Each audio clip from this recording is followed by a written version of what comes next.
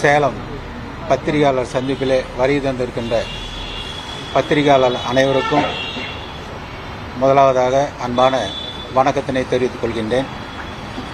இன்றைய தினம் உங்களை எல்லாம் சந்திப்பதற்கான காரணம், கடந்த சில நாட்களாக பாட்டாளி மக்கள் கட்சியிலே சில நிகழ்வுகள் நடந்து கொண்டிருக்கின்றது. அது எங்கள் உள்கட்சியினுடைய விவகாரம்.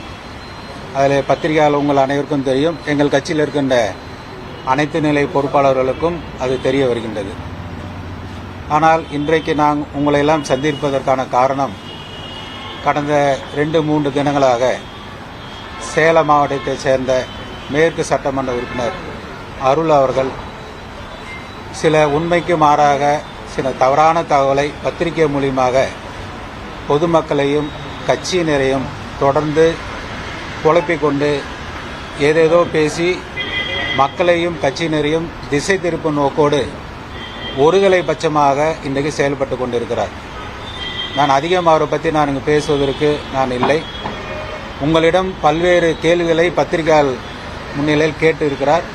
அதற்கு அவர் என்ன கேள்வி கேட்டார் என்றால் அதுக்கான பதிலை நான் உங்களிடம் சொல்வதற்கு தயாராக இருக்கின்றேன். குறிப்பாக அவர் சொல்வது, இன்றைக்கு பத்திரிகையாளர் முன்பாலுமே ஐயாவும் சின்னையும் இரு கண்கள், நான் எந்த கண்ணை குத்திக்கிறது அப்படின்னு சொல்லி கேட்குறாரு, பத்திரிகையாளர் கேட்குறாரு. அதே போல் ஐயா அவர்களை வாழ்க என்று சொன்னால் அன்புமணி அவர்கள் கட்சியிலிருந்து அவர் பொறுப்பிலிருந்து நீக்கி விடுவார் என்று சொல்கிறார். ஐயா குழந்தை போல என்று சொல்கிறார் என்று ஏதேதோ பேசுகிறாரு. 2 கண்கள் அப்படின்னு சொல்லி நீங்கள் சொல்கிறேன்னு சொன்னீங்கன்னா, அருள் அவர்கள் சட்டமன்ற உறுப்பினர் சொல்கிறீங்கன்னு சொன்னீங்கன்னா, எதுக்கு இந்த மாதிரி பேட்டி கொடுக்குறீங்க? நீங்கள் உங்களை கேட்பது, கட்சியிலே எங்களுடைய தலைவர் அவர்களுக்கும் ஐயா அவர்களுக்கும் சில கட்சியில் இருக்கின்ற சில பிரச்சனை சம்பந்தமாக நிர்வாக ரீதியான பிரச்சனை இருந்து கொண்டு இருக்கின்றது. ஐயா அவர்கள் கேட்கின்ற கேள்விற்கு இன்றைக்கு யாருமே பதில் சொல்லாமல் இருக்கின்றோம். இன்றைக்கி எங்களுடைய கௌரவ தலைவர் கூட எங்களுடைய தலைவர் அண்ணன் அன்புமணி பற்றி எந்த ஒரு தவறான செய்தியும் சொல்லவில்லை. ஆனால் அருள் அவர்கள் தொடர்ந்து யார் கொடுக்கின்ற அந்த துணிச்சலில், யார் கொடுக்கின்ற அந்த தைரியத்தில் எங்களுடைய தலைவரை பற்றி அவர் சொல்ல வேண்டிய அவசியம் என்ன இருக்கின்றது? நீங்கள் ஒருதலை பட்சமாக சொல்கிறேன்னு சொல்லி காரணம் என்னன்னு கேட்டிங்கன்னா, செயல் தலைவர் இவர் சொல்கிறாரு. அப்போ ஐயா இன்னைக்கு ஒரு முடிவு எடுத்திருக்காரு. ஐயாவுக்கு எங்களுடைய தலைவரை பற்றி எது வேணால் பேசலாம், அவருக்கு எல்லா அதிகாரமும் இருக்கின்றது. அவருடைய மகன், அவர் பார்த்து வளர்த்தவர், அவர் பொறுப்போட்டவர் எல்லாமே இருக்குது. ஆனால் அவரை பேசுவதற்கு அருளுக்கு என்ன தகுதி இருக்கிறது நான் கேட்குறேன். அதே போல் இன்றைக்கி ஒட்டுமொத்தமாக கட்சியில் சேலம் மாவட்டத்து மட்டும் இல்லை, மற்ற மாவட்டங்களெல்லாம் சேர்ந்து கொண்டு மாவட்ட பொறுப்பாளரை மாற்றுவது, பட்டியலை கொடுப்பது, இதற்கான பல்வேறு விதமான நாங்கள் இது பத்திரிகை வாயிலாக சொல்கிறதுக்கு எங்களுக்கு சங்கடமாக இருக்கின்றது. கட்சியினுடைய நலன் கருதி நாங்கள் உன்னை அன்போடு கேட்டுக்கொள்வது, தயவு செய்து பொது வழியிலே கட்சியினுடைய நிகழ்வு சம்பந்தமாக, எங்களுடைய தலைவர் சம்பந்தமாக நீங்கள் பேச வேண்டாம். 2 கண்ணுன்னு சொன்னீங்கன்னா 2 பேர்த்தையும் சந்திக்கணும், 2 பேர்த்திட்டும் பேசணும், 2 பேர்த்தோட பிரச்சனை உங்களால் முடிக்க முடியலன்னு அமைதியாக இருக்கணும். இதுதான் 2 கண்கள். இப்போ நாங்களாம் இல்லையா, 42 ஆண்டு காலம் ஐயாவோட உழைச்சி விட்டு, இன்றைக்கு 45 ஆண்டுகள் ஐயாவோட உழைத்து விட்டு இத்தனை ஆயிரம் பேர், இன்றைக்கி லட்சம் பேர் இன்றைக்கு அமைதியாக இருக்கணும். எங்களுக்கெல்லாம் பத்திரிகையில் பேட்டி கொடுக்க தெரியாதா, செய்தி கொடுக்க தெரியாதா? நாங்களாம் ஏன் அமைதியாக இருக்கின்றோம்? இது உட்கட்சி விஷயம், குடும்ப பிரச்சனை, பேசி சரி செய்து கொள்வோம். கட்டாயம் அதுக்கு ஒரு சூழ்நிலை வரும். ஆனால் நடுவில் இவர்கள் போன்ற சில பேர் வேண்டுமென்றே இதை சரி செய்யக்கூடாது, சரியாகிவிடக்கூடாது என்ற நோக்கத்தோடு திட்டமிட்டு செயல்படுகிறார்கள், பேசிக்கொண்டிருக்கிறார்கள். அதற்கு நிறைய உதாரணம் இருக்கின்றது. ஆகவே இந்த நேரத்தில் நாங்கள் சேலம் மாவட்டத்தில் இன்று காலையில் கூட பேசினார். அதனால தான் இன்றைக்கி நாங்கள் உன்னுடைய பேட்டிற்கு பதில் சொல்ல வேண்டிய அவசியம் எங்களுக்கு இருக்கின்றது. கட்டாயம் இது எங்கள் உள்கட்சி பிரச்சனை, எங்களுக்குள்ளே இருக்கின்ற சகோதரர்கள் நாங்கள் பேசி என்றைக்கும் ஒன்றாகிவிடுவோம். ஆனால் அதை கெடுக்கும் நோக்கத்தோடு செயல்படுகின்ற சிலர், அதில் யாருங்கிறது உங்களுக்கே தெரியும். யார் இன்னைக்கு பேசிட்டு இருக்கிறா, என்ன பேசுகிறாங்க, யார் தூண்டி பேசுகிறாங்கன்னு எங்களை கட்சியில் இருக்கிறதே தெரியும், பத்திரிகையாலும் தெரியும். சில கட்சியினுடைய நலன் கருதி நாங்கள் அந்த பேரை சொல்ல விரும்பலை, அவ்வளோதான். அதனால் இதை மீண்டும் வன்மையாக கண்டிக்கின்றோம். இன்னும் ஒரு முறை பாட்டாளி மக்கள் கட்சி தலைவரே, நீங்கள் ஐயாவை பற்றி எதுவும் பெருமையாக பேசுகிற சந்தோஷம். நாங்களும் ஐயா பெருமையாக தான் பேசுவோம். ஐயா பற்றி என்றைக்குமே நாங்கள் கட்சியினுடைய நிர்வாகிகள் யாரும் ஐயாவை தவறாக பேசக்கூடாது என்பது எங்களுடைய தலைவருடைய உத்தரவு. அண்ணன் அன்புமணியுடைய உத்தரவு. நான் ஏற்கனவே ஐயா அவர்கள் கொடுத்த பேட்டி பொழுது நாங்கள் கேட்டோம், ஐயா நாங்கள் இந்த மாதிரி ஐயா அந்த மாதிரி சொல்லியிருக்காரு, அதுக்கான பதிலை நாங்கள் பாலு போன்ற மாநில பொறுப்பாளர் அதுக்கான பதிலை சொல்கிறோன்னு சொன்னோம். வேண்டாங்க, ஐயா தானே சொல்லியிருக்காரு, என்ன தானே சொல்லியிருக்காரு, சொல்லிட்டோம். அதுக்கு நம்ம பதில் சொன்னோமா தவறாகி போயிடும். மக்கள் மத்தியில் அவர் ஐயா வயதுக்கு அவர் சொல்கிறாரு, அவர் நான் புள்ள தான், அதனால் நான் எதுவும் பதில் சொல்லனா, நீங்களும் யாரும் அவரை பற்றி பேசலாம் கூடாதுன்னு சொல்லியிருக்காரு. இதுவரை பத்திரிகையாளரை 25க்கும் மேற்பட்ட முறை சந்தித்திருக்கிறார் எங்களுடைய தலைவரான அன்புமணி. 11 மாவட்ட பொதுக்குழு கூட்டியிருக்கிறார். ஒருங்கிணைந்த மாவட்ட 11 மாவட்ட பொதுக்குழு கூட்டியிருக்கிறார். பல பத்திரிகையாளரை சந்திருக்கிறார். இதுவரை ஐயா அவர்களை ஒரு முறை கூட எங்களுடைய தலைவர் அண்ணன் அன்புமணி அவர்கள் தவறாக எங்கேயுமே பேசியது கிடையாது, யாரையும் பேச விட்டதும் கிடையாது. ஆகவே அருள் சட்டமன்ற உறுப்பினர் அவர்களுக்கு தெரிவித்துக் கொள்கின்றேன், இது இறுதியாக இருக்கட்டும். கட்டாயம் இன்னும் ஒரு முறை தலைவரை பற்றியோ இந்த கட்சியை பிளவுபடுத்தும் வகையிலோ நீங்கள் செயல்பட்டால் கட்டாயம் அதற்கான பதிலடியை சேலம் மாவட்டத்தில் தமிழ்நாட்டிலே அண்ணன் அன்புமணி அவர்கள் குறைத்து கொண்டாலும் சரி, உங்களை இதுக்கு மேலே நாங்கள் பொறுத்துட்டு இருக்க முடியாது. கட்சியினுடைய நலனுக்காக தான் நாங்கள் ஒவ்வொருத்தர் காத்து கொண்டு இருக்கிறோம். அதை மட்டும் மனதில் வைத்துக்கொண்டு யார் சொல் பேச்சு கேட்குற மாதிரி தெரியல, நீயே சுயமா நீங்களும் சிந்திச்சு நடந்துங்க என்பது இந்த நேரத்தில் தெரிவித்துக் கொள்கின்றேன். அவ்வளவுதான். பொதுக்குழு என்ன இந்த மாதிரி கூட்டலீங்களே ஐயா, பொதுக்குழு கூட்டுவதுன்னா அதை சொல்லிட்டு ஐயா பொதுக்குழு கூட்டினாரா அப்போ தலைவர் பதில் சொல்லுவார். கட்டாயம் ஐயா அவர் பதில் சொல்லுவார். பொதுக்குழு ஐயா இது வரைக்கும் கூட்டலாம், அந்த மாதிரி ஐயா கூட்டுறான்னு சொன்னால் கட்டாயம் உங்களுக்கு எல்லாம் தெரியும். அந்த நேரத்தில் நீங்கள் கேட்டீங்கன்னா அதுக்கான பதில் கட்டாயம் நாங்கள் கொடுப்போம்.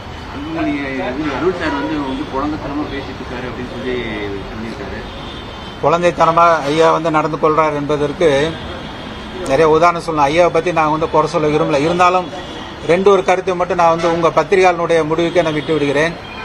ஐயா அவர்கள் சென்ற பேட்டியில் சொல்றார்கள், நான் செய்த மிகப்பெரிய தவறு அன்புமணிக்கு 36 வயதிலே அமைச்சர் பதவி கொடுத்து தவறு என்று ஐயா சொல்கிறார்கள். அந்த அமைச்சர் பதவி கொடுத்தது ஐயா தான். கட்சியில் முதல்ல இளைஞர் அணி தலைவர் பதவியை கொடுத்து தமிழகம் முழுவதும் பாட்டாளி மக்கள் கட்சியை ஒவ்வொரு மாவட்டத்திலும் ஆயிரக்கணக்கான இளைஞர்களை வெள்ளைச்சீரோடிலே நடத்தி அந்த இளைஞர் அணி தலைவர் பதவியை மிக சிறப்பாக நடத்தியவர் அண்ணன் அன்புமணி அவர்கள். அதே போல மாநில தலைவர் பதவியை கொடுத்தார். தேர்தலில் மாற்ற முன்னேற்ற அன்புமணி சேலத்தில் மிகப்பெரிய ஒரு மாநாட்டை நடத்தி முதலமைச்சர் வேட்பாளராக அறிவித்தது ஐயா தான். இதெல்லாம் பண்ணது ஐயா தான். அவரே சொல்றாரு 36 வயதிலே அமைச்சர் பதவி கொடுத்தான்னு இப்ப சொல்றாரு. எத்தனை ஆண்டு கழிச்சு நீங்களே பாருங்க, 20 ஆண்டுகள் கழிச்சு இன்னைக்கு 30 ஆண்டு கழிச்சு சொல்றாரு. ஏன் அப்ப சொல்லாது, ஏன் இப்ப சொல்றாரு? யார் சொல்லி சொல்றாரு? இது உங்களுக்கு கேள்வி வருதா இல்லையா? அவர் 36 வயதுல இந்திய சுதந்திரம் அடைந்து இன்று வரை 36 வயதிலே யாருமே கேபினட் அமைச்சராக இந்திய வரலாற்று யாரும் இல்லை, எந்த கட்சியிலும் இல்லை. இன்றைக்கு 60 வயதுக்கு மேற்பட்டவர் தான் இந்திய சுகாதாரத்துறை கேபினட் அமைச்சராக பதவியேற்றிருக்கிறார்கள். 36 வயதிலே கேபினட் அமைச்சராக பொறுப்பேற்று அவர் செய்த சாதனை என்று உலகத்துக்கே தெரியும்.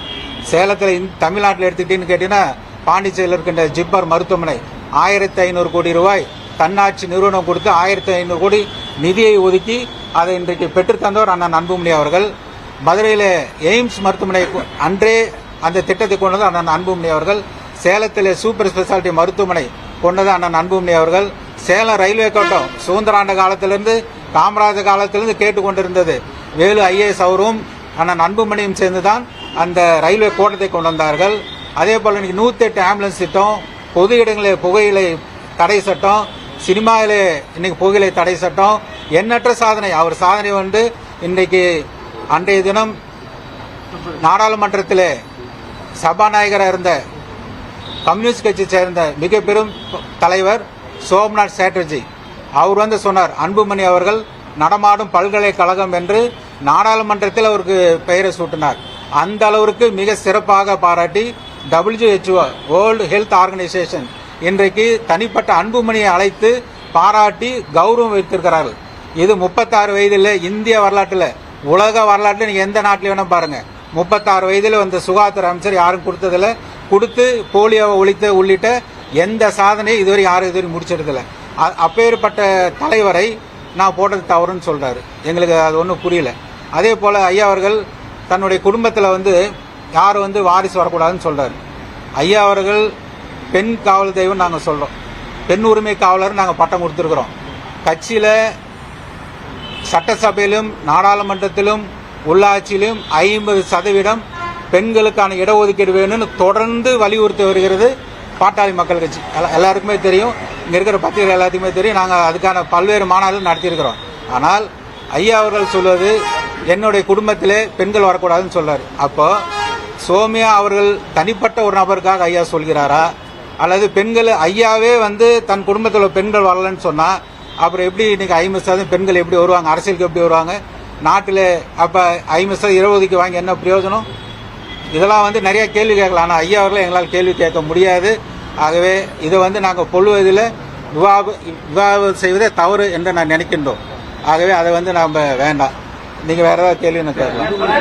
ஒவ்வொருத்தரும்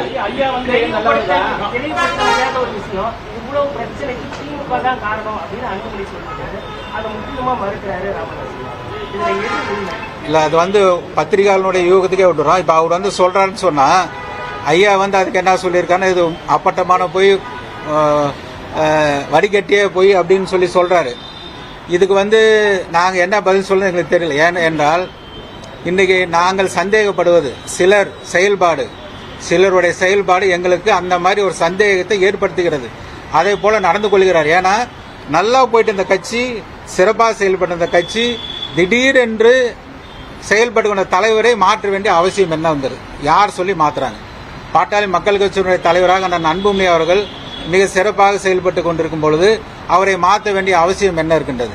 ஐயா அவர்கள் என்ன சொல்றாரு? தேர்தல் வருகிறது, அந்த தேர்தலை நான் சிறப்பாக செயல்படுத்த வேண்டும், கட்சி சிறப்பாக வழி நடத்த வேண்டும் என்பதற்காக இந்த தலைவர் பதவியை நான் எடுத்துக்கொள்கிறேன் சொல்றாரு. ஐயாவுடைய வயது எனக்கு எல்லாருக்கும் தெரியும், 87 வயது. அவர் வந்து அந்த மாதிரி சொல்றாரு. அப்ப அன்புமணியால் முடியாதா? தலைவர் அன்புமணியால இன்றைக்கு தேர்தலை சந்திக்க முடியாதா?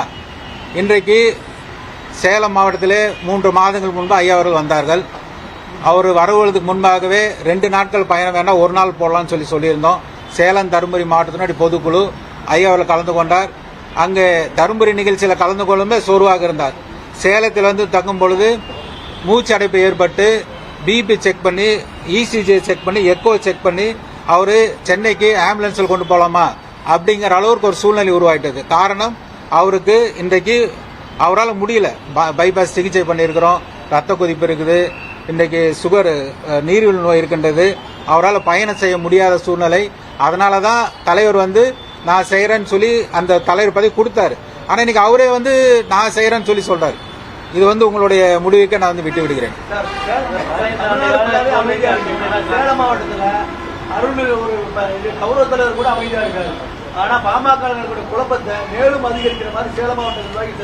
அதுதான் நாங்களும் சொல்றோம்.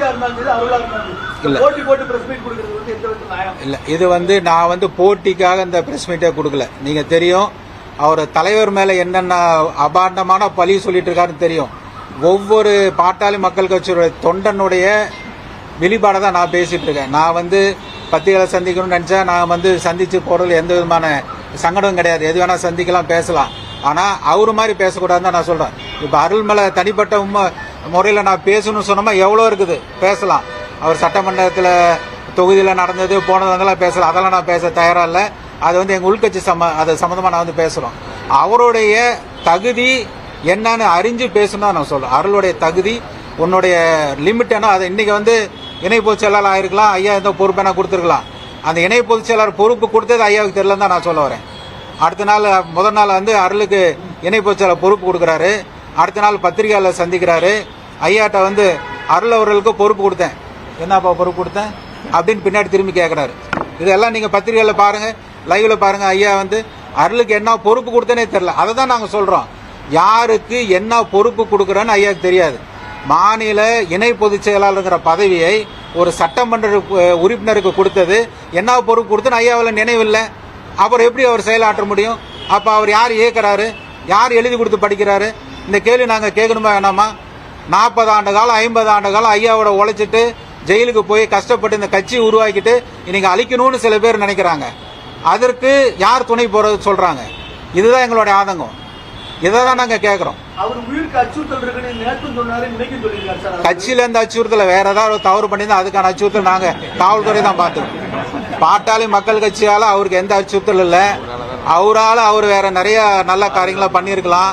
அதனால அவர் அச்சுறுத்தல தான். அது காவல்துறையில போய் உரிய பாதுகாப்பு கேட்டு ஒரு பாதுகாப்பு வாங்கிட்டோம். நாங்க ஐயா சார்பாக சொல்லுகிறோம், சின்ன எங்களுடைய தலைவர் சார்பாக சொல்லிக்கிறோம்.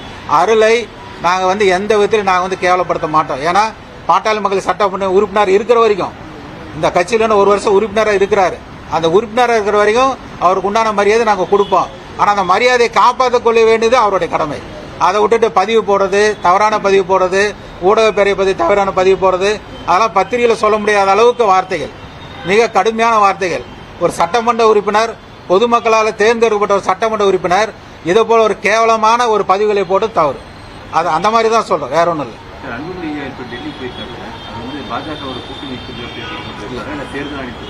இல்ல, இது அனைவருக்கும் தெரியும். அவர் டெல்லி போயிருப்பாரு. அவர் நாடாளுமன்ற உறுப்பினருடைய பதவி முடிவடைகின்றது. அவருக்கு டெல்லியில இல்லம் ஒதுக்கப்பட்டிருக்கிறது. அந்த இல்லத்திற்கு அவருடைய முக்கியமான சில கையெழுத்தெல்லாம் போட்டு அந்த இல்லம் இன்னும் 10 நாட்கள் தான் இருக்கின்றது. 10 நாட்கள் பிறகு நடைபயணம் வச்சிருக்காரு. அதே மாதிரி இன்னும் அடுத்த வாரத்தில் 10 மாவட்டங்களில் ஒருங்கிணைந்த பொதுக்குழு கூட்டாரு. அவருக்கு நேரின்மை காரணமாக நாடாளுமன்ற உறுப்பினருடைய பதவி முடிகிறனாலே அலுவலக வேலையாக அவர் டெல்லி சென்றிருக்கிறார். நாளை மாலை வந்து விடுவார். இப்ப கூட்டணி பத்தி பேசுறது எதுவுமே இல்லை. பாரதிய ஜனதா எந்த கூட்டணியும் இப்ப அங்க போய் பேச வேண்டியதில்லை. தேர்தல் ஆணையத்தை இப்ப ஆட வேண்டிய அவசியம் இல்லை. இது தவறான செய்தி. இதை நாங்க பதில் சொல்ல முடியல.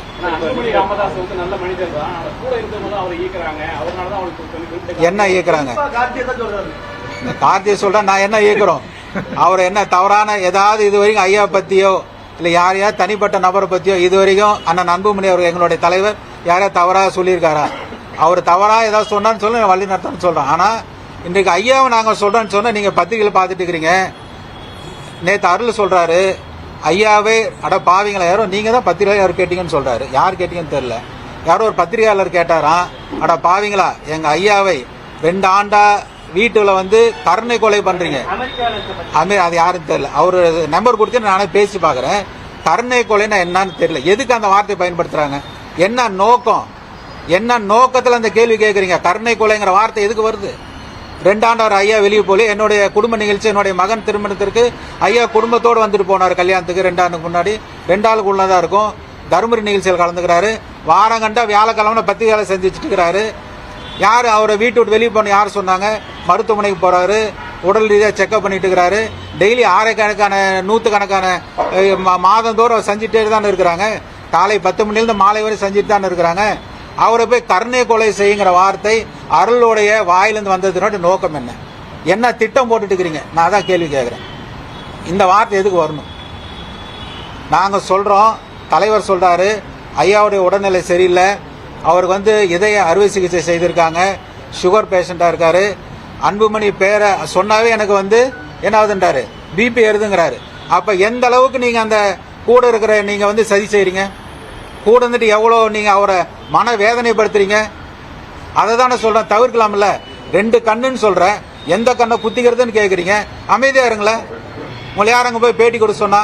ஐயாட்ட போய் காலையில் 9 மணிக்கு உட்காந்தா அவர் படிக்கிற 9 மணி இரவு 9 மணிக்கு உட்காந்துட்டு ஐயா அங்க இதை பண்றாங்க இங்க இதை பண்றாங்க அப்படின்னு ஐயா அவர்களை தொடர்ந்து இவங்க ஒரு 3-4 பேர் அங்க உட்காந்துட்டு சிலருடைய திட்டத்தின் அடிப்படையில் தான் அங்க செயல்பட்டு இருக்கிறாங்க. ஐயாவை நிம்மதியா இருக்கக்கூடாது, ஐயா நிம்மதியை கெடுக்கணும், அவரை நல்ல மாதிரியா இருக்கக்கூடாதுன்னு திட்டம் போட்டு செயல்பட்டு அந்த பழியை யார் மேல போடுறாங்க? இவங்க கேள்வி கேட்கறது என்ன கேள்வின்னு எனக்கு புரியல. இதுக்கு என்ன அர்த்தங்கிறது அவரதான் விளக்க சொல்லணும்.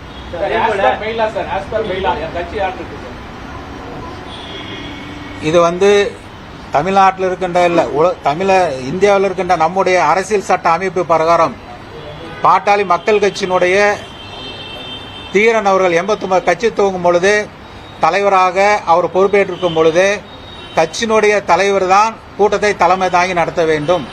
பாட்டாளி மக்கள் கட்சியினுடைய பொதுச் செயலாளர் கூட்டத்தை பொதுக்குழு கூட்ட அதிகாரம் பொதுச் செயலாளருக்கு தலைமையில நடத்தணும். தலைவருடைய தலைமையில தேர்தல் ஆணையத்திலே ஏ ஃபார்ம் பி ஃபார்ம் உள்ளிட்ட சின்னங்கள் உள்ளிட்ட நியமன பொறுப்பு பாட்டாளி மக்கள் கட்சியினுடைய அனைத்து நிலை பொறுப்பாளர்களும் நியமனத்திற்கான அதிகாரம் முழு அதிகாரம் பாட்டாளி மக்கள் கட்சியினுடைய தலைவருக்கு தான். ஏனென்றால் இதற்கு முன்னாடி ஆரம்ப காலத்தில் தீரன் இருந்தாரு. அனைத்து நிலை பொறுப்பாளர் கடிதத்தை எடுத்து பாருங்க, தீரனுடைய கையில் தான் இருக்கும். அதுக்கப்புறம் ஜி.கே. கௌரவ தலைவர் வந்தாரு. 22 ஆண்டு காலம். அந்த 22 ஆண்டு காலம் நியமன கடிதம் அனைத்திலும் ஜி.கே. மணி தலைவரோட பேர் தான் இருக்கும். இவர் தலைவராக 3 ஆண்டுக்கு முன்னாடி பொறுப்பேற்றாரு. அந்த 3 ஆண்டு பொறுப்பேற்ற பிறகு 3 மாதங்கள் மட்டும்தான் அன்புமணியோட கையெழுத்து இருக்கும். அந்த 3 மாதங்களுக்கு பிறகு இன்று வரை நிறுவனுடைய கையெழுத்து தான் இருக்கும். இது ஏற்கனவே நாங்கள் சொல்லிட்டோம், ஐயா இது தவறு. நிறுவனருக்கு அந்த தலைவருக்கு ஒரு நியமனத்திற்கான கடிதம் கொடுக்கறதுக்கு அதிகாரம் கிடையாது. நான் சொல்ல முடியாது. ஐயாவுக்கு எல்லா அதிகாரம் இருக்குது. தலைவர் அவர் தான் போடுறாரு, தலைவர் அவர் தான் நியமனம் பண்றாரு. ஆனா தேர்தல் ஆணையத்தில் தலைவர் யாரு கடிதம் கொடுக்கிறார் அதுதான் செல்லும். இன்றைக்கு தேர்தல் ஆணையத்தில் போய் சின்ன வேணும் இடைத்தேர்தல் ஆகட்டும் எந்த தேர்தல் ஆகட்டும் நிறுவனருக்கு அந்த அதிகாரம் கிடையாது. மாநில தலைவர் தான் அது இன்றைக்கு அன்புமணி அவர்கள் இருப்பதில்லை, பேராசிரியர் தீரன் இருக்கிறதுலேருந்து ஜி.கே. மணி இருக்கிறதுலேருந்து இன்று வரை பாட்டாளி மகிழ்ச்சி துவங்கியதிலிருந்து தலைவருக்கான அதிகாரம் தான் அது. அதனால அந்த அதிகாரம் தலைவர் தான் இருக்கிறது. 15 ஆண்டுகளா அன்புமணி தலைமையில் தோல்வியை சந்தித்து வரணும்னு சொல்லிட்டு அவர் தலைவராக பொறுப்பேற்ற 3 ஆண்டு தான் ஆகுது. அதனால தான் சொல்றேன், அவர் எழுதி கொடுத்த வசனத்தை பேசுறாரு. தலைவராக அவர் பொறுப்பேற்ற 3 ஆண்டு தான் ஆகுது தலைவர். அது தலைவர் கௌரவ தலைவர் தான் போய் கேட்கணும், ஐயாட்ட தான் கேட்கணும். ஏன்னா நாங்க சொல்றது தலைவராக அவருக்கு சுதந்திரம் கொடுத்தது எப்ப? தலைவர் பதவி கொடுத்து 3 ஆண்டு தான் ஆகுது. அந்த 3 ஆண்டுல தான் நம்ம கேள்வி கேட்கணுமே தவிர கட்சி ஆரம்பத்தில் அவரு கிடையாது. அவர் இல்லையே, அவர் அமைச்சராக 5 ஆண்டு காலம் இருந்தாரு, இளநணி பொறுப்புல இருந்தாரு, மற்ற பொறுப்புல அவர் செயல்பட்டாரு. அவர் கையில தலைவர் கொடுத்தது 3 ஆண்டு. அந்த 3 ஆண்டு அவரோட செயல்பாடு தான் கேட்கணும். அதில் தான் அவர் பதில் சொல்லுவார். மற்றபடி அவர் தலைவர் சொல்றது எந்த விதத்தில் நியாயம் இல்லை. தமிழ்நாட்டில் பாமகவுக்குள்ள ஒரு பேர், எந்த கட்சி கூட்டணியில் பாமக இருக்கோ அந்த கட்சி ஆட்சி அமைச்சு. இன்னைக்கு இருக்கக்கூடிய இந்த பிரச்சனை வரக்கூடிய 2026 சட்டமன்ற தேர்தலில் பாமகவோட நிலைமை என்ன ஆகுது? கட்டாயமாக ஐயா அவர்களும் எங்களுடைய தலைவர் அவர்களும் அந்த நிலைப்பாட்டை கட்டாயமாக எடுத்து நிறுத்த. ஏன்னா தேர்தலுக்கு இன்னும் 1 ஆண்டு இருக்கின்றது, தேர்தலுக்கு இன்னும் 1 ஆண்டு இருக்கின்றது. கட்டாயமாக பாட்டாளி மக்கள் கட்சி அங்கம் வகிக்கின்ற கட்சி தான் 2020 ஆட்சி அமைக்கும். அதில் எந்த விதமான சந்தேகம் இல்லை. அதற்கான யுத்தியை எங்களுடைய தலைவர் அவர்கள் கடந்து கொண்டிருக்கிறார். ஐயாவுடைய ஆலோசனைப்படியும் நாங்கள் செயல்படுவோம்.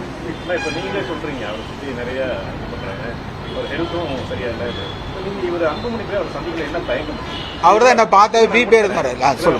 சொல்லு என்ன இருந்தாலுமே நீங்களே சொல்றீங்க அவர் விஷயங்களா நடக்குதுன்னு. என்ன இருந்தாலும் அவரோட மகனாவும் சரி கட்சி தலைவரும் சரி ஒரு தடவை 2 தடவை மறுத்தா கூட அவரை போய் சந்திச்சு நீங்க அவங்க 2 பேசிட்டாவே பிரச்சனை 2 பக்கமும் சொல்றீங்க. நீங்களும் சொல்றீங்க அவங்களும் சொல்றாங்க. சந்திக்கிறதுல என்ன தயக்கம் இவருக்கு அனுபவிக்கணும்? இதை பத்திரிகையில் சொல்லக்கூடாது. இருந்தாலும் இன்றைக்கு இருக்கின்ற சூழ்நிலையினால இந்த பதிலை நான் சொல்ல வேண்டிய சூழ்நிலை இருக்கின்றேன். பொதுக்குழுவு பிறகு நாங்களும் மருத்துவர் அன்புமணி அவர்களும் அவரோடு நாங்கள் 4-5 பேர் போய் சந்தித்து ஐயா அவர்களும் கலந்து பேசியிருக்கின்றோம். ஆனால் அவர் சைட்லேருந்து எந்த ஒரு ரியாக்ஷனும் இருக்கிறது இல்லை. இப்போ நாம் போய் பேசுகிறோன்னு சொன்னால் உங்கள்கிட்ட நான் பேசுகிறேன்னு வச்சுங்க. இப்போ நான் தொலைக்காட்சி முன்னாடி நான் 1 மணி நேரம் நான் பேசிட்டே இருக்கிறேன்னு வச்சுக்க, ஏதாவது பிரயோஜனம் உண்டா? இன்னைக்கு கேள்வி கேட்குறீங்க, நான் பதில் சொல்கிறேன். நானே பேசிட்டு இருந்தால் என்ன பிரயோஜனம்?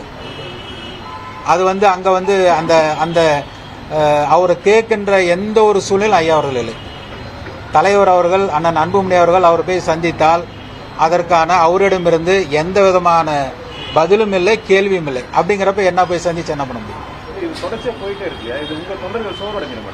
சோறு அடிக்கிறாங்கன்னா இப்ப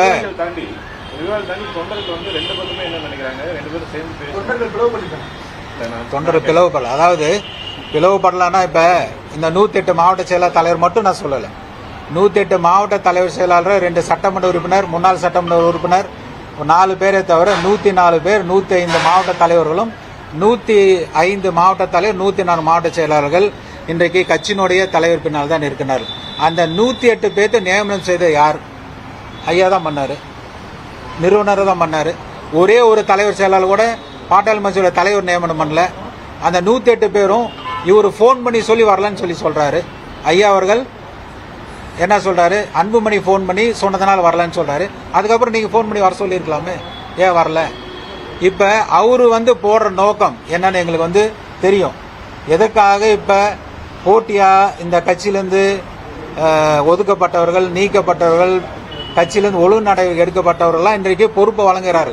யார்? நான் தான் சொல்றேனே, அருளுக்கே என்ன பொறுப்பு கொடுத்தேன்னு தெரியல கேட்கிறாருங்க. ஒரே நாள் 1 மாசத்துல காலையில கொடுக்குறாரு, அடுத்த நாள் காலையில் பத்திரிகைகள் என்ன பொறுப்பு அருள் கொடுத்தேன்னு கேட்கிறாருன்னா எந்த மாவட்டத்தில் யார் மாவட்ட செயலாளர் நீங்க கேளுங்க.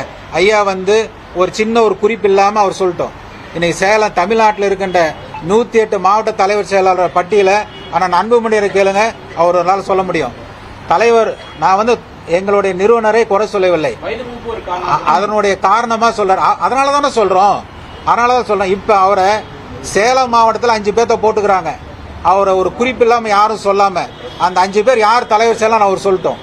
அப்ப யாருன்னே தெரியாம பொறுப்பு போடுறாருன்னா அவங்களோட செயல்பாடு எப்படி இருக்கும்? இப்ப இந்த 108 மாவட்ட செயலர் இன்னைக்கு நேத்து போடல, ஐயா அவர்கள் போட்டு 4-5 ஆண்டு காலமா தொடர்ந்து கட்சிக்காக அவர்கள் கீழே இருக்கின்ற ஒன்றிய செயலாளர்கள், பேரூர், நகர, மாவட்ட, மண்டல பொறுப்பு எல்லாருமே அவர் கீழே இருக்கிறாங்க. அப்ப அவங்க நிலைப்பாடு அதே தானே. இன்னைக்கு நீங்க ஒவ்வொரு மாவட்டத்தில் சேலம் மாவட்ட பொதுக்குழு பாத்தீங்க, இன்னைக்கு எல்லா விதமான பொறுப்பாளரும் இன்னைக்கு பொதுக்குழு கூட்டி பயலால வந்து நாங்க கையெழுத்து வாங்கியிருக்கோம். அத்தனை பொறுப்பாளரும் கலந்துட்டாங்க. இப்ப போறது எல்லாமே கட்சியிலிருந்து நடவடிக்கை எடுக்கப்பட்டவர்களுக்கும் கட்சியில் ஒதுங்கி இருப்பவர்களுக்கும் புதிதாக சில பேர் வந்தவர்களுக்கும் பதவி வழங்கி கொண்டிருக்கிறார். இது எதற்காக என்றால் அது உங்களுக்கு பின்னாடி தெரியும். எதற்காக அந்த மாதிரி 108 மாவட்ட பொறுப்பாளர் போட போறாங்க, ஒன்றிய பொறுப்பாளர் போட போறாங்க அப்படிங்கறத விரைவில் எல்லாத்துக்கும் தெரியும். கட்சி நீங்க சொல்றபடி ஐயாவும் அன்புமணியும் ஒருங்கிணைஞ்சிட்டாங்க. இது ஒரு சுமூக தீர்வு எட்டப்பட்ட பிறகு இப்ப இருக்க நீங்க குற்றம் சாட்டப்பட்ட நிர்வாகிகளோட நிலைமை அது சட்டமன்ற உறுப்பினர்கிட்ட போய் கேளுங்க. நம்முடைய சட்டமன்ற உறுப்பினர்கிட்ட நீங்க போய் கேளுங்க. நாங்களே எதுக்கு அமைதியா இருக்கிறோம்? எங்களுக்கு பேட்டி கொடுக்க தெரியாதா? தவறா சொல்ல தெரியாதா? பொதுக்குழு மேடையிலேயே மேற்கு தொகுதியில் சின்னையாவை போட்டின்னு சொல்லிக்கலாம் சார். அதான் சார் அவருக்கு போகலாம்.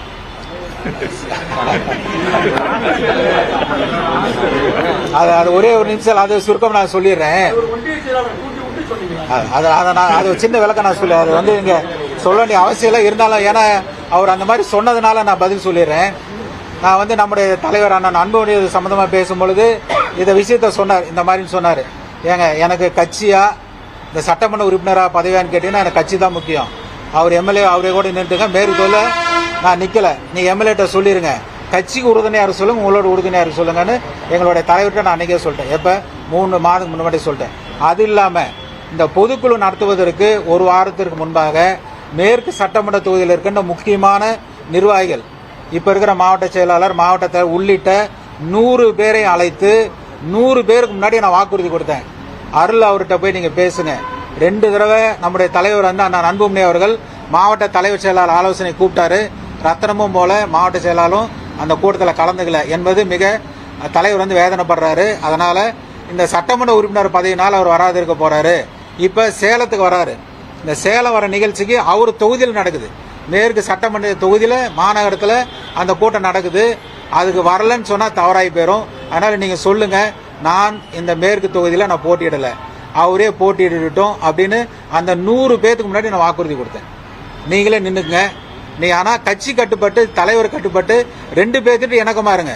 நான் வந்து சொல்றது தலைவரோட மட்டும் இருக்குன்னு சொல்லல, நீ ஐயா கூட இருங்க, அண்ணனையும் போய் பாருங்க. இப்ப நாளைக்கு கூட நான் கூட போய் தலைவர் பார்ப்பேன், யார் வேணா பார்க்கல, யாரும் கேட்க முடியாது. ஆனா 2 கண்ணு சொல்லிட்டு ஒரு கண்ணை மட்டும் நீ குத்திட்டே இருக்கிறீங்க. நீங்க அவர் பத்திரிகையாளர் கேட்டதுனால சொல்றேன்.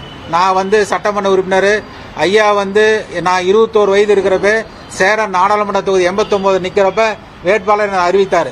25 வயது குறைவான காரணத்தினால அந்த நாடாளுமன்ற தேர்தலில் போட்டியிடல. நான் 2வது தொகுதி எம்எல்ஏவா இருந்தேன். அந்த எம்எல்ஏ பதவி வந்து அருள் அவர்கள் இளைஞர் போட்டின்னு விருப்பப்படுறாரு, கொடுப்பான்னு கேட்டாரு. பதவி நான் உடனே விட்டு கொடுத்துட்டேன்.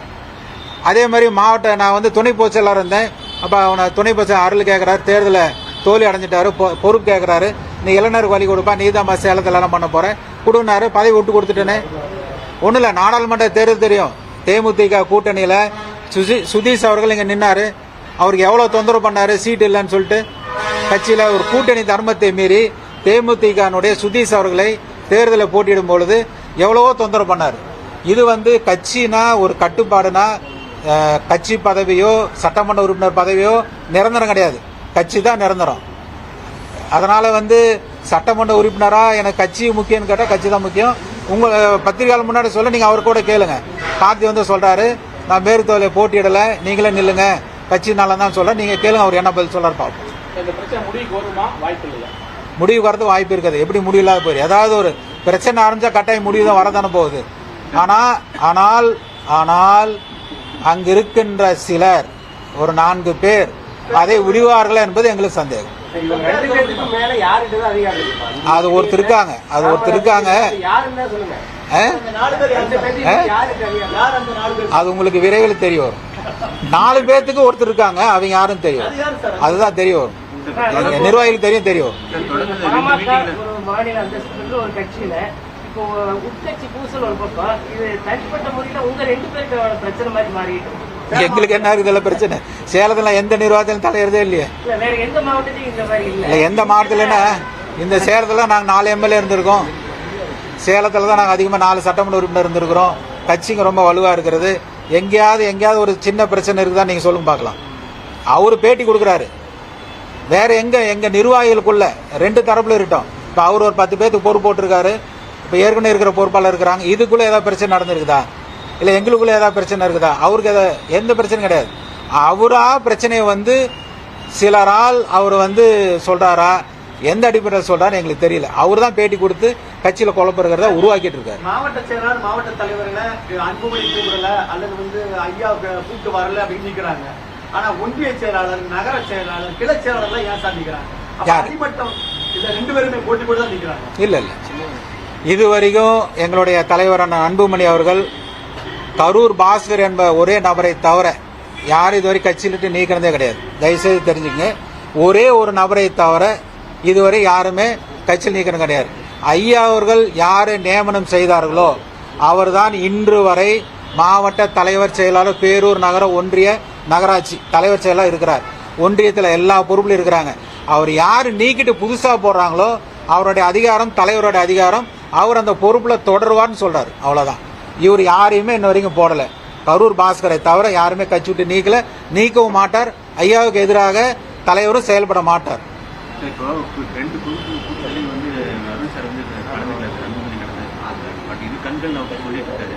ஆனால் அன்புமணி தொடர்ந்து அவர் வந்து இது பண்ணி தான் அவாய்ட் பண்ணி தான் வந்துருக்காரு. ஸோ கட்சி உடையணுங்கிற நோக்கத்தில் அவர் செயல்படுறாரு. அதுதான் அவரோட நோக்கம். அதான் சொல்றாரு. 2 கண்ணுன்னு சொல்றாரு. ஆனால் ஒரு கண்ணில் சுண்ணாம்பு வைக்கிறார், இன்னொரு கண்ணில் இது வைக்கிற மாதிரி அவர் செயல்படுறாரு. அது அவருடைய மனசாட்சிக்கே விடுறோம். அது எதனால, எதுக்காக, யாருக்காக இப்படி பண்றாருங்கிறது அவர் தான் பதில் சொல்லணும். நாங்கள் வந்து அதை வந்து சொல்ற மனம் வந்து சரியா இல்லை. ஏன்னா ஒவ்வொரு தொண்டனும் இன்னைக்கு வந்து மனவேதனையில் இருக்கின்றோம். இவ்வளோ தியாகம் செஞ்சு இந்த வளைச்சு 100கணக்கான பேர், அதாவது காவல்துறையில் 21 உயிர் பலி கொடுத்தது என்பது ஒரே நாள் சாலை மறியல் உயிர் மட்டும் இல்லை. ஒவ்வொரு மாநாட்டுக்கு வந்து 8 பேர் 7 பேர் இறந்தது, பொதுக்கூட்டு வந்து இறந்தது. இந்த மாதிரி 100கணக்கான பாட்டாளி மக்கள் கட்சி வன்னியர் சங்கத்தினுடைய சொந்தங்கள் எங்களுடைய உயிரை தியாகம் செய்து வளர்த்த இயக்கம் இந்த இயக்கம். தமிழ்நாட்டிலே 3வது பெரிய கட்சி பாட்டாளி மக்கள் கட்சி. அண்ணா திமுக அடுத்தது பாட்டாளி மக்கள் கட்சி தான். இன்னைக்கு எங்களுடைய ஐயா அவர்களும் தலைவர் அவர்களும் இணைந்து நடத்திய பொழுது இந்த கட்சிக்கு என்ப வரலாறு நிறைய இருக்குது. அதெல்லாம் இன்றைக்கு சீர்குலைக்க சிலரால் அது வந்து நடத்தப்பட்டிருக்கிறது எங்களுடைய எண்ணம், எங்களுடைய நிலைப்பாடு. பாட்டாளி மக்கள் கட்சி ஒன்றிணைந்து இருக்கும் போது கிட்டத்தட்ட தொடர் தோல்விகளை சந்திச்சு வருது. இப்போ வந்து கட்சி வந்து பிளவுபட்டு இருக்குது. இந்த நேரத்தில் வரவேற்ற 2026 தேர்தலில் பாமக இடம்பெறக்கூடிய கூட்டணி தான் வெற்றி பெறும் அப்படின்னு சொல்றீங்க. அது சாத்தியமா?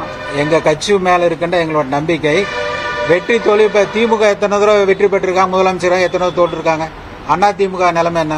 தொடர்ந்து அவங்கள ஜெயிச்சாங்க. ஜெயலலிதாவே சட்டமன்ற உறுப்பினர் நின்று தோத்துருக்கிறாங்க, கலைஞரே தோத்துருக்கிறாரு, அறிவிச்சாங்க. அப்புறம் வெற்றி தோல்வி என்பது தமிழ்நாட்டில் இயற்கை தான். அது ஒன்றும் பெரிய தோல்விங்கிறத சொல்ல முடியாது.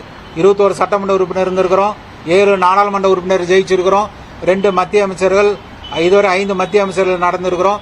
அதே மாதிரி அண்ணா திமுக இன்னைக்கு தொடர்ந்து இப்ப நாடாளுமன்ற தேர்தலில் நம்ம தமிழ்நாட்டிலிருந்து 39 நாடாளுமன்ற திமுக போயிருக்கிறோம். 10 ஆண்டு போயிருக்குது. என்ன பிரயோஜனம்? தோல்வி தானே. இன்னைக்கு அவங்க போய் மத்தியில் இன்னைக்கு ஆள் இல்லையே. வெற்றி தோல்வி அப்படிங்கிறது தேர்தலுக்கு பிறகான விஷயம். தொகுதி பங்கீட்டிலேயே வந்து உங்க கூட்டணி கட்சி பாமகவில் இவ்வளவு பிரச்சனை இருக்கு. உங்களுக்கு குறைந்தபட்ச தொகுதி தான். அதை நீங்க பார்க்கலாம். இன்னும் நமக்கு இன்னொரு 6 மாதம் இருக்கின்றது. நீங்க எந்த கட்சி நம்ம கூட்டணி போறோம் அந்த கட்சி எங்களை கூப்பிடுதா இல்லையா? தமிழ்நாட்டில் கட்டாயம் பாட்டாளி மலிசி யாராலும் தவிர்க்க முடியாத கட்சி நாங்க இருக்கோம். அது கட்டாயம் எங்களுடைய தலைவரான அன்புமணி தலைமையில சிறப்பாக வெற்றி நடைபெறும். இந்த தேர்தலில் அவர் சொல்ற கூட்டணி ஐயா ஆலோசனைப்படி அவர் இலக்கு என்ன, எங்களுடைய ஐயானுடைய இலக்கு என்ன? வன்னியர்களுக்கான தனி இடஒதுக்கீடு, தமிழ்நாட்டில் ஜாதி வாரி கணக்கெடுப்பு நடத்தி அனைத்து சமுதாய மக்களுக்கும் ஜாதி வாரியாக கணக்கெடுப்பு நடத்தி இடஒதுக்கீடு வழங்கணும். இதுதான் எங்களுடைய இயக்கத்தினுடைய நோக்கம், ஐயானுடைய கொள்கை. இந்த கொள்கையை நாங்கள் நிறைவேற்றுவோம்.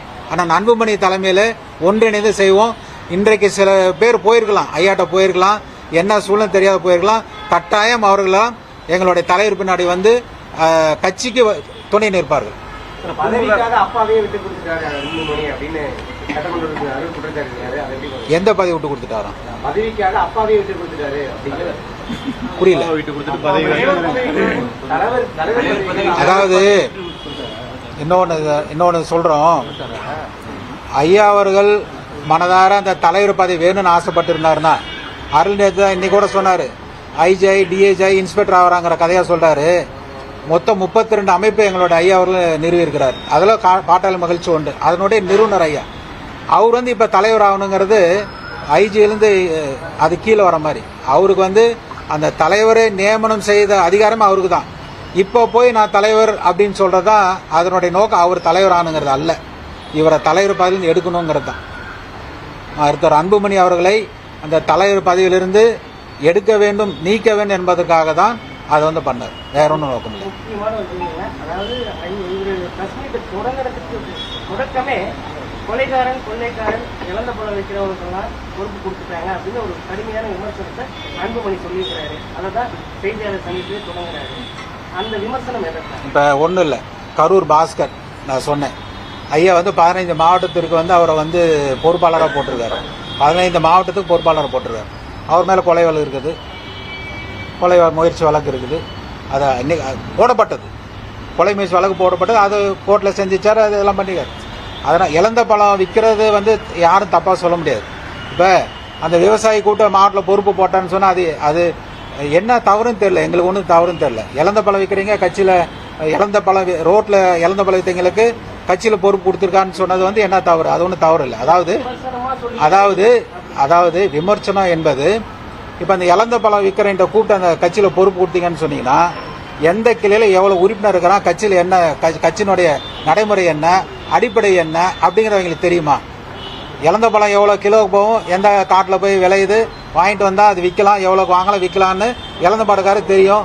கட்சி பொறுப்பு அவர் கொண்டு போய் கொடுத்தீங்கன்னா, எந்த கிளையில் எப்படி பண்ணணும், பூத் எப்படி அமைக்கணும், தேர்தல் பொறுப்பாளர் எப்படி போடுவாங்கிறது அந்த இழந்த பழம் விற்கணும் எப்படி தெரியும்? அதனால அந்த மாதிரி உதாரணம் சொன்னாரே தவிர யாரையும் வந்து கொச்சப்படுத்தணும் எங்களை தலைவர்கள் இல்லை. அதில் வந்து எந்தமான இல்லை. சில பேர்த்துக்கு பொறுப்பு கொடுத்துருக்காரு, எங்களுக்கு ஆதாரம் இருக்கின்றது. அவர் சொன்ன குற்றச்சாட்டுக்கு இருக்கிறதான் சொல்லியிருக்கோம். உங்களுக்கு தனியாகவே நாங்கள் கொடுக்குறோம், பத்திரிகையாளர் கொடுக்குறோம். ஐயா அவர்கள் போட்ட சில பொறுப்பாளர்கள் அவர் சொன்ன வழக்கில் 100க்கு 100 சம்மந்தப்பட்டவர்கள் இருக்கிறார்கள். அதனால தான் அதை சொல்லியிருக்காரு. மக்கள் கட்சியினாவே ஐயாவின் தலைமைகள் தான் இதுவரை இயங்கிட்டு வந்தது. ஐயா சின்ன போது ஐயாவுக்கு எந்த யாருக்கு மவுசு இருக்கு, பட்டாளி திட்டங்கள் யாரு அதிகமா இருக்கு? அதாவது இது தெளிவா ஒரு பதில், ஒரே பதில் தான். ஐயா அவர்களுடைய இலக்கு என்பது, பாட்டாளி மக்கள் கட்சி துவங்கிய இலக்கு என்பது வன்னியர்களுக்கு மட்டுமல்ல, தமிழ்நாட்டிலே ஜாதிவாரி கணக்கெடுப்பு நடத்தணுங்கிறது தான். இன்றைக்கு அவருடைய சூழ்நிலை, அவரை பின்தொடர முடியாமல் சூழ்நிலையில் நாங்கள் இருக்கின்றோம். காரணம் அந்த 4 பேர். அவருடைய சொல்லை கேட்கின்ற ஐயா அவர்கள் எங்களுடைய சொல்லை, தலைவர் மட்டுமல்ல, எங்க 108 மாவட்ட தலைவர் செயலாளர்கள் பொறுப்பாளரை கூப்பிட்டு ஒரே ஒரு முறை தலைவர் அவர் நீடிக்கலாமா வேணாமான்னு கேட்டுக்கலாமா இல்லையா? ஏன் மாத்துறேன்னு சொல்லி, ஜனநாயக கட்சி தானே, எதுக்காக அப்படி மாத்துறீங்க, நாங்கள் எடுத்துட்டோம் அப்படின்னு சொல்றீங்க. அப்போ இப்போ சந்திரபாபு நாயுடு இருந்தார், ஆந்திராவில் இருந்தார். அவர் மிகப்பெரிய ஒரு தவறு செய்தார். ஏன்னா இன்னைக்கு சந்திரபாபு நாயுடு கேள்வி இல்லையா, என்டி ராமராவ் இருந்து சந்திரபாபு நாயுடு இல்லையா, அவர் வெற்றி பெறலையா? இன்னைக்கு அவர் தவறு செய்தார், அதனால அவரு போச்சு. லல்லு பிரசாத் யாவது இன்னைக்கு, அகிலேஷ் யாதவ் என்ன ஆச்சு இன்னைக்கு? அந்த மாதிரி ஐயாவை வந்து நான் குறையே சொல்லலை. ஆனால் அவர் கூட இருக்கின்றவர்கள் இன்றைக்கு அவரை செயல்படுத்த விடாமல், அவர் தூங்குற நேரம் அந்த 12 மணி நேரத்தை தவிர மீதி முழு நேரமாக அங்கே உட்கார்ந்து சிலர் அவரை இயக்க கொண்டிருக்கிறார்கள். அதை எங்களால் ஏற்றுக்கொள்ள முடியாது. உண்மையாலும் இயக்கத்தில், பாட்டாளி மக்கள் கட்சியில் நாங்கள் எங்களுடைய இலக்கு என்பது இடஒதுக்கீடு, ஐயாவினுடைய இலக்கு இடஒதுக்கீடு. அதை இந்த தேர்தலில் சரியான கூட்டணி அமைத்து வருகிற 2026 அந்த 10.5 பெற்றே தீர்வோம். அதுக்கான கூட்டணி நாங்கள் அமைப்போம். அதற்காக நாங்கள் எங்களுடைய ஐயாவுடைய கொள்கைக்காக தலைவரை இணைந்து நாங்கள் செயல்படுவோம்.